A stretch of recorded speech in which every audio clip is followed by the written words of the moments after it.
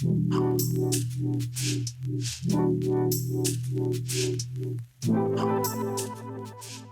good morning. I'm so glad you guys are here today with us. And we're going to be talking about kind of contextualizing a little bit of the moment we're living in. You know, it's very easy to feel overwhelmed when we talk about tech accountability or talk about where AI is going because it feels so foreign, right? It feels like, you know, all those science fiction novels that got written in the 50s, we're starting to see glimmers of them come true. But the reality is we've faced problems before. You know, and one of the things I always am trying to ground people back into is that while our moments feel overwhelming, when we have faced technical challenges before, we've been able to overcome them. So today we're going to dive a little bit into the age of sail and how some of the biggest problems of that time and the problems we face today are quite similar. My name is Frances. Many of you might know me as the Facebook whistleblower. I dislike this title a little bit because there are many Facebook whistleblowers. But before I worked at Facebook, I worked at Google on search quality. I ran the recommendation system, so that's the brain behind Pinterest. I worked at Yelp, and then eventually I ended up at Facebook. What I do today is I focus on transparency. You know, most social media platforms have no transparency metrics. How do we actually compare between these products? How do we unleash innovation through things like real competition, where people can compare what is the difference between TikTok and Instagram for my child? I focus on national security, educating governments on what are the risks of having social platforms that can be weaponized, and, you know, most importantly, helping people understand that we can build better products, that we have choices, and that if we use those choices, we can have social media we feel proud of. I'm on this stage, though, because I accidentally ended up working on some of the kind of meatiest problems of social media. You know, I came in 2019 thinking I was going to work on the election and ended up working on societal violence in some of the most fragile places in the world. Over the 2 years I spent at Facebook, I realized that over and over again, Facebook was facing trade-offs that were invisible to them. They had learned to not see that there were implicit choices, but every time they resolved those, because of the corporate culture, they would end up on the side of profits instead of optimizing what was good for people. Today, though, we're going to dive into something that is known as the intangible economy. This is the space that data applications fall under. This is the space that AI falls under, and how it changes how we need to govern these spaces. We're going to dive back in history all the way from the 1500s to the 1800s to see how we have faced seemingly intractable technological problems before and how they apply today. And then we're going to talk about how we're going to stay on course in the time of data and why it's so important for us to do that now. Every year, the intangible economy is expanding. So what does that mean? When we think of economic growth, or like what is our economy, it's very easy to think about how much steel do we produce, how many cars do we make, you know, what's the tablecloth on your table. You know, these are the things that we think of as economic production. And yet, at this point, you know, something like 40% of our economy comes from things that are entirely intangible. This is things like software. This is things like financial services. And one of the challenges is that the things that we need in order to govern those systems are different. And you might say, Frances, well, hasn't this been going on for a long time? Like you say, the intangible economy is kind of emerging, right? It's more and more. You know, we've had things like Google since like the 90s.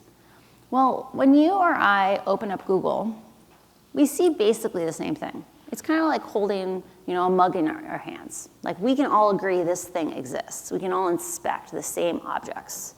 There are researchers that go and throw tens of thousands of queries at Google every week just so they can compare the search results that Google returns over time. When we talk about Google, we're all talking about basically the same product, minus some things like geographic localization. You know, if you search for a zoo in Seattle, you'll get the Seattle Zoo. You search for a zoo in San Diego, you'll get the San Diego Zoo. But almost, you know, 95% of the results we see are going to be the same. When we move into systems that are highly personalized, they're highly customized to us, we all see a different thing. And the result of that is when we ask, what is social media? It's very hard for us to benchmark and say, we know what we're dealing with. It's hard for us to have the same conversations. The safety systems in place today are not accidents. You know, it took us 200 years to figure out all the different kinds of tools we need to actually have an industrial economy, a tangible economy that was safe enough for us to live in. One of the things that I think is invisible to probably many of the people in this room, just based on the era that we lived in, is in the very recent past, we lived in an environment that was so polluted that rivers lit on fire, right? Like, think about the difference in like what that world is. But we did things like build out networks of experts. You know, if we went back in time 60 years ago, they were just rolling out things like environmental science degrees. You know, we have networks of people who ask questions, who help contextualize things, because it allows us to build safer systems. And we're seeing the results of that. You know, my mother is enough older than me that she remembers the era of how bad the rivers were. And when she talks about things like oysters and mussels returning to the Hudson River where she grew up, it feels like a miracle to her. Like the idea that we can heal, we can get better. But the question is, as we move from that world that we can inspect, that we can all agree exists, to a world where we can't agree what it is, we all see a different thing, how do our safety rituals need to change? Part of why car companies don't cut corners is because they know we can crash test the cars ourselves. In a world where we can't each inspect a system, we don't have those same rituals of safety. So, like I said before, I talk to people. It feels overwhelming the moment we live in. It's like our problems are so much worse than like all the problems that came before. And I always like to point out, it's truly, you know, a touch of narcissism to believe that your burden is the one that is unbearable. And so I always like to remind people, we've faced very, very hard circumstances before. And today we're going to talk about longitude. And you might say, Francis, you are a giant math nerd, that you think you can talk in an excited way for 5 or 10 minutes about, you know, a number. But in fact, the idea of knowing where we are in the world is a really hard concept. And we haven't always had it. So roll back in time with me to the 1500s. People are sailing around the world for the first time. Like, they're going out on ships and they are exploring places we have never been. And again, this is one of these things that's hard for us living in a modern moment to like appreciate. But most people who have ever lived have only been 5 to 10 miles from the place they were born. And for the first time, working on ships and we're going all the way around the world. But the thing is, the way we think of what the world is really skewed. You know, you look at maps from this time period and they look kind of right, but they look really wrong too. And the challenge with that was because we didn't actually have a good understanding of where we were, we ran aground a lot. So this is kind of a shocking statistic.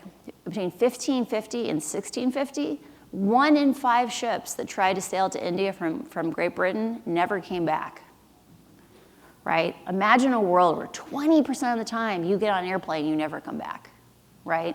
Very, very different world. And that's because as they went out to sea, they didn't really know where they were, and so they were always at risk of running aground. If we look at this map again, you know, it's wrong in one dimension, right? It's pretty good when we look at latitude, but it's the horizontal one that's not doing great. And to see kind of a conceptualization of this is a map of Europe from Ptolemy. So this is a little bit older, this is about 2,000 years old. And they got the latitude quite right, but it's the longitude. It's the horizontal component that they're getting wrong over and over again. And this comes from something quite simple. The ways in which we measure the world, the way we see the world, changes the accuracy of the information we get back. When it comes to latitude, we can measure that in an absolute way. We can look at the North Star and we can, in a very precise way, be able to tell where we are in space. But longitude is relative. To understand longitude really effectively, you have to have really good clocks. Because longitude is about where is the sun versus where I expected the sun to be. When we look at, we'll call it the old world, it looks pretty good. Like, you look at that and you're like, wow, that map is you know, hundreds of years old. We still know basically where things are. But when we look at the New World, suddenly we get, you know, South America looks quite, you know, it's like, wow, no wonder people were running aground. They had 2,000 years to put this map together. You know, countless voyagers got a chance to go and try to understand where are we in the world and come back and bring that data. But when it came to the New World, you might only have minutes to hours to measure where you are. You know, you're an explorer. You're gonna maybe take some measurements and you're gonna move on. Every 4 minutes, longitude ticks over another degree. That's just because of how the sun moves. You have very, very little time. And so the part of why this map looks so bad is the clocks that people set to sea with were really poor. The longer they were traveling, the more those clocks drifted from true north. With latitude, we had a point of reference. We had a thing to ground ourselves in. We knew the truth. With longitude, we had to take our best guess of the truth because we were alone at sea and make a guess of where we were in the world. And you might notice there's parts of this map that still look pretty good. Like I live in Puerto Rico. The Caribbean actually looks pretty good here. And that's because all of those measurements, every time they sailed around, they could do it relative just to each other. But when we get over here, you might have been at sail for months by the time you got to take that measurement. You were really going by just your own internal reference. And the longer you're at sea, the worse the air gets, which is why this map gets more humorous the further away we get. But we innovated our way to clarity. In 1736, we invented the first good clock that actually could go to sea, and we could take some of that reference, have better sense of where we were, drift less. And as a result, we were able to change how we sailed. So the first time they took this clock to sea, they sailed all the way down to Lisbon and sailed back to see, does this work? Can you actually keep a sense of truth even when you're out on your own? And I always like to say the most terrifying thing to do, and I don't know if the DataGrail people are going to do this today, is a live demo. So if there's anyone in this room who's going to have to do a live demo today, I feel your pain as a product manager who has done them before. But I want to tell you about a much scarier live demo. So when they took this clock out to sea, they sailed down to Lisbon, they came back. The royal navigators who were on the ship with them disagreed on where they were. They were like, oh, no, we're over here. And he's like, oh, no, we're over here. Turned out he saved the ship from going ashore because they were 60 miles away from where the royal navigators thought they were. Right? These things have really serious costs. The reason why 1 in 5 ships was disappearing on the way to India was because when we drift, the consequences are really serious. The intangible economy opens up another opportunity for us to drift off course, because when we stop having absolute references, we enter in a very similar situation. And that introduces challenges for us finding our way. Organizations that don't have to have absolute frames of reference, don't have to have a North Star, can very quickly begin to drift from where they intended to go. When we also have a context where we don't yet have expectations of what's appropriate, like what's good enough. We don't know, and that also feeds into the cycle. You don't have to be malicious to end up in a place that you really didn't intend to go. I always like to say to people, Facebook is full of really kind, conscientious people. Like by the time I was there, they'd had a little bit of blowback in earlier years about having maybe too rough a culture. And they'd done a really good job of being able to screen out toxic people in their hiring process. It was full of really good people, and yet they were able to do pretty catastrophic things. When you have, I'll show this real quick. One of the key questions you need to ask is, are your teammates rewarded for asking hard questions? If they encounter a can of worms, are they allowed to open it? Are they allowed to inspect it? Because at Facebook, one of our key things was people didn't get rewarded for asking hard questions. You didn't get rewarded for bringing up hard topics. And one of the things that I think is really important for us to inspect in our corporate cultures is, what are the stories we tell about ourselves? So at Facebook, one of the things we heard over and over again was Facebook creates so much good in the world, they really should get a pass on the bad. You always break a few eggs to make an omelet. People need to accept these things. One of the things I always suggest to people is new employees are actually a really interesting benchmark for seeing if you have maybe stories you tell yourself that maybe should be readjusted. Checking in with employees when they're a month, 2 in, and saying, is there anything you feel is off, actually is a really valuable asset, because we become blind to the stories that we tell ourselves. And without a North Star, you can drift a little bit by a little bit by a little bit and end up in places that can surprise you in the end. In the case of Volkswagen, they had an internal culture that expected there to be an absolute North Star. Those cars can get crash tested. People can inspect what components you put in your paint and see if it's toxic. And yet, because as they introduced intangible elements like software, it introduced opportunities for them to cut corners. And when they got caught, basically made so that the car performed differently when you did a smog test. They ended up in a situation where they paid out close to $15 billion. Pure data products, these are things like data sets, these are things like an algorithm that you sell, they're even more prone to being hidden because people might not even know your product exists. People aren't actively asking questions. And this can lead into a situation where when you are confronted, that people hide what's happening, or they're able to deny it because they're like, you're never going to know. You don't even know this is here. In the case of Facebook, this became a narrative that was repeated every single time someone would challenge Facebook. So I always remind people, of all the revelations that I brought forward in my disclosures, most of them had been brought up by at least one activist before. But every time before, Facebook would always say, this is so tragic. But it's anecdotal. Because remember, we all see a different thing. I can bring you even a good deal of evidence. You can say this is just anecdotal.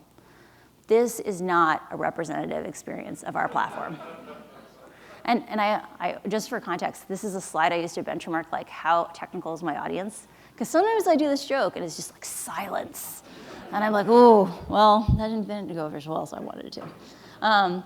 Our choice of metrics is really important for our actions every day. When we look at most big tech companies, the only expectation, remember we talked about before, part of what makes this moment hard is we don't have expectations yet.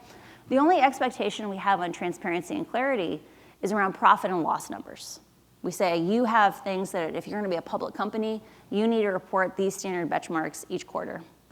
But the problem with having such a limited set of expectations, a limited kind of window into what's happening in these intangible companies, is that it means the externalized costs become invisible. If you don't have to report a number, you're not going to optimize that number. But we can build a path forward together. This is not intractable problems. First off, expectations are changing.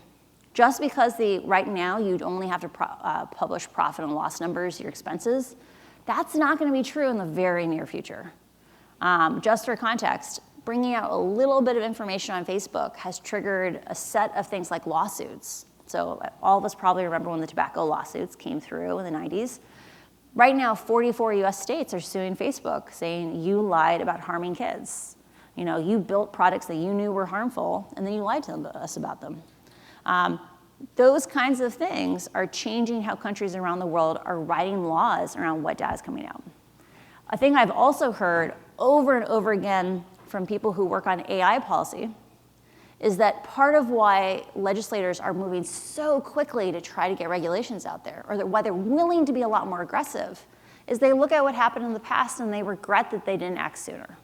So we should assume that expectations are going to be higher now and in the near future.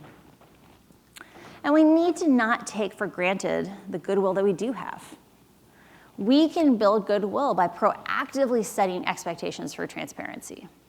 One of the reasons why people feel uncomfortable, they feel scared about things like AI, is because they know there is a power asymmetry.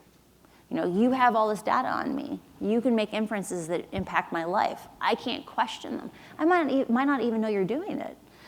When we proactively disclose transparency, we cultivate goodwill because we say, hey, I know I could have hid this from you, but I want to have a relationship built on trust. I want to have a relationship where I treat you as a peer, as an equal. And I encourage you, when you're thinking about those transparency policies, think about your counter metrics. Those are the things that you balance with your profit and loss numbers as opportunities. Your product roadmap can be grounded in metrics where you say, hey, part of our relationship building externally is to move up these counter metrics. We want people to see that we're not just optimizing for what we can take from you. And then lastly, publish your policies. The way you can know, are we saying to an okay point, is by bringing in those external points of reference. You don't have to ground yourself and navigate alone. Companies thrive when their employees feel like they can show up and be their full selves. People don't like lying. They don't like having to carry secrets. Corporate cultures excel when people feel like they can have real hard conversations at work. They can solve real problems. Don't create spaces where people feel like they have to just maintain the story. And we're going to have to, because Gen Z wants different things. One of the things we see over and over again is Gen Z isn't as willing to accept some of those costs that previous generations bear at work. They're going to expect to be more transparent. They've lived on a world where nothing is a secret. You shouldn't expect that you're going to be able to maintain corporate cultures that are built on secrets. One of the things that I find really interesting about this map is how kind of like a national secret it was. Like it was considered so valuable that you hid your maps from other people. These were treasures of the crown, like knowing where you were. And what's interesting about this map is that if they hadn't built it that way, we talked about before about how when we looked at the old world looked pretty good on that map. The previous one was made collaboratively.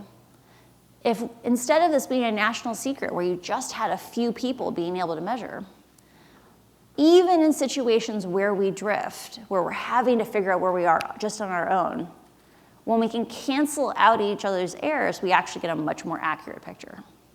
So if that map had been made collaboratively, we might have still struggled to navigate when we were at sea, but we at least have a better portrait of where we're trying to get to. We can apply the same kinds of insights to our intangible world. Right now, we're trying to solve a lot of problems on our own. Figuring out ways that you can bring more people to the table, you can recruit more help. This might be through training your own employees. Your own employees know your problem spaces better than most people do. Train them on what are the vulnerabilities of making sure people know what data is going in. Because remember, it's very hard to get data back out. Or training people on here's ways in which models fail. Let us know when you see these things. Also, recruiting the public community can be really powerful. One of the things that happened just this week was Anthropic was the first big large language model company to announce something called a bug bounty. So bug bounties in cybersecurity are where you say, instead of publishing this hack that you figured out, or instead of selling on the black market this vulnerability to my software, I will have a program where I will pay you if you just bring those vulnerabilities to me first so I can fix them before announcing them. Opening up a world where you say, hey, we believe in our software enough that we are willing to pay out rewards when you find vulnerabilities, that's a really powerful way of recruiting additional help to be able to contribute to making your product better. We shape the worlds that we move through. When we set to sail, people worked with very limited tools. But when we look into where we're going with our economy, when we're looking at where we're going with technology, we don't have to travel alone. We can work together. We can shape a future that is going to work for all of us, where we're not afraid to innovate, where we're able to move forward and take the most impact out of these technologies. So thank you for your time today, and I'm so glad to be here.